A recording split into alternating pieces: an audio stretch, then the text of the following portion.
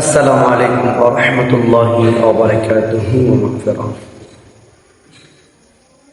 সম্মানিত ভিউয়ার্স, দেশে প্রবাসে যারা যেখান থেকে আমার আজকের এই ভিডিওটি দেখতেছেন সকলকে জানাচ্ছি আন্তরিক মোবারকবাদ ও শুভেচ্ছা। আজকে একটি টপিক নিয়ে আপনাদের সামনে কথা বলতে বসেছি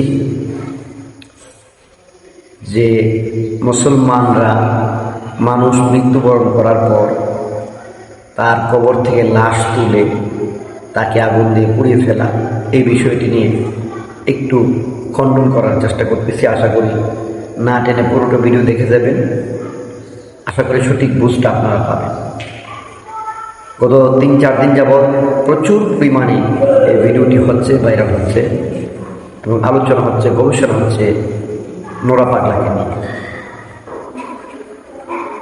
নোরা পাগলা কি, কেমন মানুষ ছিলেন সেটা একটু আগে জানা দরকার। নোরা পাগলা ছিল ইসলাম বিরোধী, ধর্ম বিরোধী। সে নিজেকে ইমাম মাহেদি দাবি করত, কোরআন বিরোধী ছিল, কাবা ঘরের বিরোধী ছিল। এসব জঘন্য অপরাধগুলো তার ভিতরে ছিল। সে যে আসলে ইসলামের বদনাম করতে করতে, ইসলামের ক্ষতি করতে করতে কোন পর্যায়ে গেছে সেটা ভাষা প্রকাশ করার মতো। এত খারাপ, এত জঘন্যতম লোক ছিল।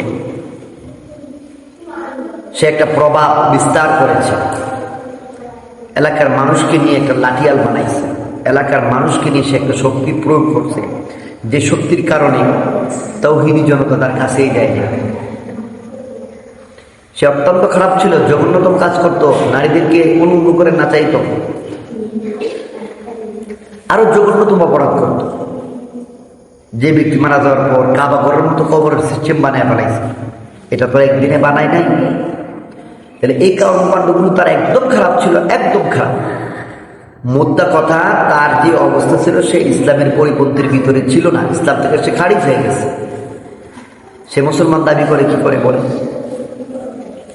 এই সব অপরাধ নোরা পাগলা ছিল। এখন আমার কিছু প্রশ্ন তাওহীদি জনতার কাছে। ও তাওহীদি জনতা, আপনাদের কাছে প্রশ্ন, এই কর্মকাণ্ডটি সে একদিনে করে নাই, সে খারাপ রাস্তায় একদিনে যায় নাই। সে রসুল বিরোধী, কোরআন বিরোধী, ইসলাম বিরোধী, ধর্ম বিরোধী, এগুলো একদিনে করে নাই, অনেক দিনে করেছে। আজকে যারা তার লাশ তুলে কবর থেকে মেইন রুটে মহাসড়কে আগুন লাগিয়ে পুড়িয়ে দিয়েছিলেন, সে জীবিত অবস্থায় কোথায় ছিলেন আপনারা? কোথায় ছিলেন আপনারা? সেই কর্মকাণ্ডগুলো করলে কি করে আপনাদের সামনে? আপনারা কোন মুসলমান? আপনাদেরকে আল্লাহ কোন মুসলমান বানাইছে? আল্লাহ বলছেন ইসলামের যে 5টা স্তম্ভ, কালেমা, নামাজ, রোজা, হজ, যাকাত, এইগুলাকে যারা অস্বীকার করবে, ইসলামকে যারা অবমাননা করবে, কোরআনকে যারা অবমাননা করবে, হাদিসকে যারা অবমাননা করবে, নিজেকে যারা নবী, আমাদের নবী পর্দা করার পর যারা নিজেকে নবী দাবি করবে, তাদেরকে জবাই করা ফরজ, তাদেরকে হত্যা করা ফরজ। এবার আগুন লাগিয়ে হোক, দা দিয়ে জবাই করে হোক, শ্বাসরুদ্ধ করে হোক, যেইভাবে হোক তাকে জবাই করা ফরজ। আপনারা ওই ফরজ কাজটা কেন বন্ধ রাখলেন? কেন বন্ধ রাখলেন? ওই ফরজ কাজটা কেন করেন না? ওই সময় এটা কি আপনাদের দোষ না? এটা আপনাদের অন্যায় না? আপনারা আল্লাহর বিরোধী কথা বলা, কোরআন বিরোধী কথা বলা, সেগুলো আপনি কোন মুসলমান যে আপনার শক্তি থাকার পরেও, ক্ষমতা থাকার পরে আপনি সেই বিচারটা করলেন না, সেই শাস্তিটা তাকে দিলেন না কেন? আজকে মরে যাওয়ার পর তার কবর থেকে লাশ তুলে পুড়ে ফেলছেন, এখন ক্ষমতা পাইছেন কোথায়? এখন শক্তি পাইছেন কোথায়? এই ধরনের শক্তি আল্লাহ পছন্দ করেন। আল্লাহ আপনাকে এই শক্তি দিয়ে জীবনও গ্রহণ করবে না। কিন্তু জীবিত অবস্থায় যদি তাকে মারতে পারতেন, তাকে জবাই করতে পারতেন, তারে আগুন লাগিয়ে পুড়ে ফেলতেন, আজকে যেমনি পুড়ছেন এভাবে পুড়তে পারতেন, তাহলে অবশ্যই আল্লাহর কাছে আপনি সাজা পাইতেন, আপনি মুমিনের কাজ করতেন, আপনার মুমিনের হক আদায় হতো। কিন্তু আপনি যে মুমিন, এটার হক তো এখন আদায় করেন নাই। আবার প্রশ্ন আসছে যে এই মাজার যদি ভাঙ্গা দিতাম, ভাঙ্গা দিলে ভালো ছিল। আপনাদের তারা একলা কি করতো? তাদের মানুষ কম ছিল না বেশি ছিল? তারা কম ছিল, আমি মনে করি। আপনারা অনেক বেশি ছিলেন, সেই জন্য তো আজকে পড়তে পারছেন। এই বেশি মানুষ যদি একসাথে দাঁড়াইতো, এখানে কি তারা আসতে পারতো? জীবনও পারতো না।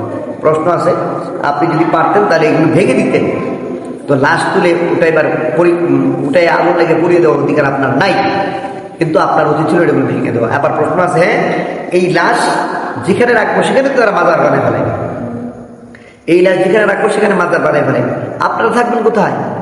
যেখানে রাখবেন সেখানে তো মানুষের বসবাস থাকবে অবশ্যই, সেখানে মানুষ থেকে প্রতিবাদ করবে, বাধা দিবে, আপনার কাজই তো বাধা দেবে।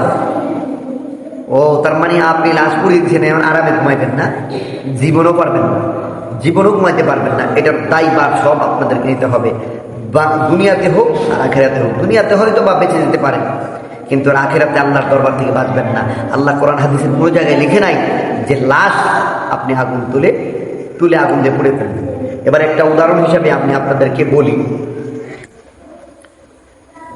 হযরতে মূসা আলাইহিস সালাতু ওয়াস সালামের আমলে, মূসা আলাইহিস সালাতু ওয়াস সালামের এরিয়ার ভিতরে একটা লোক ছিল ইসলামকে অবমাননা করত, ইসলামকে গালাগালি করত, মুসলমানদেরকে গালাগালি করত। কিন্তু তার অবস্থাটা কি হয়েছে? মৃত্যুর পর তাকে কেউ কবরস্থ করে নেই, জানাজা করে নেই, একটা পচা নর্দমা ড্রেনে ফেলে দিয়েছিল। আল্লাহ তাআলা মূসা নবীকে স্বপ্নে দেখাইছেন, ও মূসা তোমার এরিয়ার ভিতরে এই ঘটনা ঘটছে, এই লোকটাকে তারা এভাবে ড্রেনে ফেলে দিয়েছে, তুমি তাকে গোসল করে কাফন দাফন করে জানাজা করে কবরস্থ করো। মূসা নবী যাওয়ার পর খোঁজ নিয়ে দেখলো যে এই লোকটা ইসলাম বিরোধী ছিল, মুসলমানদেরকে গালাগালি করতো, ধর্মকে গালাগালি করতো। তখন মূসা নবী সেটা করে নাই, আবারও তোর পারে এসে বলতেছে, আল্লাহ এই লোকটা ভালো না, ইসলাম বিরোধী ছিল, এই কর্মকাণ্ড করছে, সেজন্য আমি কিছু করি নাই। তখন আল্লাহ বলছে, মূসা এটা আমার আদেশ, তুমি তাকে কাফন দাফন করে কবরস্থ করো। তো মূসা নবী আল্লাহর আদেশ পালন করার জন্য গোসল করে কাফন দাফন করে জানাজা করে কবরস্থ করে আইসা মূসা নবীর পেটের ভিতরে গুলমাল খাচ্ছে যে এই ধরনের জঘন্য অপরাধ করার পর আল্লাহ তাকে ক্ষমা করে দিল, তাকে এই সম্মান দিল, কারণ কি? তো মূসা নবী তোর পাহাড়ে গিয়ে জানতে দিল, আল্লাহ আমি তো তোমার কথা মতো সব কাজ করে দিয়েছিলাম, কিন্তু সবাই তো বলতেছে সে খারাপ লোক, তাইলে তোমার কাছে ভালো হলে কেন? আল্লাহ বলতেছে, মূসারে আমি আল্লাহ, আমি ইচ্ছা করলে সবাই ক্ষমা করে দিতে পারি। আল্লাহ তাআলা কোনো না কোনো কারণে ওই লোকটাকে ক্ষমা করে দিয়ে মূসা নবীর দ্বারা আবার গোসল করে কাফন দাফন করে জানাজা করে কবরস্থ করছে। এবার আমি জানতে চাই, যদি মূসা নবীর আমলে এরকম হইতে পারে, এটা ইসলামের দৃষ্টির ভিতরে থাকে, কিন্তু সে যদি অপরাধ করে থাকে, তাকে আপনারা জীবিত অবস্থায় মেরে ফেলেন না কেন, জবাই করেন না কেন? ও সাহসের অভাব, সাহসের অভাব থাকার কারণে ওই সময় ইমানি জোর ছিল না, এখন ইমানি জোর বেড়ে গেছে। কিন্তু মৃত্যু মানুষের সাথে সবাই পায়, সে মৃত্যুবরণ করছে, এখন বিচার করার মালিক হল আল্লাহ। আপনাকে এই অধিকার কে দিয়েছে যে তাকে তুলে পুড়িয়ে ফেলবেন আগুন দিয়ে? জেনে রাখবেন, অতি নিকটেই আপনাদের বিপদ আসতেছে দুনিয়া থাকতে। আর যদি দুনিয়াতে থেকে বেঁচে যান, তাহলে কবরে চলে যাওয়ার পর আল্লাহ তাআলা আপনাদেরকে ছাড়বে না, জেনে রাখবেন। এর জন্য আপনারা দায়গ্রস্ত হবেন, এটার শাস্তি আপনাদের জন্য রেডি থাকবে। এটাই হলো আমার শেষ কথা। আর যদি কেউ আজকে এই ভিডিও দেখার পরে বলেন আমি নোরা পাগলার পক্ষে, তাইলে তার ভাব্য জ্ঞানের অভাব আছে। আমি নোরা পাগলার পক্ষে না, আমি শুধু মৃত ব্যক্তিকে কবর থেকে তুলে আগুন দিয়ে পুড়িয়ে ফেলার পক্ষে। আপনি কেন এটা করলেন, এটাই শুধু প্রশ্ন। নোরা পাগলা একদম খারাপ লোক ছিল, তাকে হত্যা করা ফরজ ছিল, আপনারা করলেন না কেন? প্রশ্ন করতে পারেন, আপনি করলেন না কেন? আমি তো দূরে, আমি তো এই সম্বন্ধে জানি না। আপনারা সমাজবাসী আছেন, আজকে যারা আসছেন তারা আগে কোথায় ছিলেন? তারা কেন আগের কাজটা করেন নাই? এটা হলো প্রশ্ন জাতির কাছে। এই প্রশ্নটা রেখে আজকে ভিডিওটা শেষ করলাম। কেউ খারাপ মন্তব্য করবেন না, ভালো না লাগলে দেখবেন না, তবে আমার যুক্তিগুলো একটু মনোযোগ সহকারে ধ্যান দিয়ে খেয়াল করে চিন্তা করার চেষ্টা করবেন, দেখবেন আপনি সঠিক জবাব পেয়ে যাবেন। ভালো থাকবেন সবাই, আসসালামু আলাইকুম।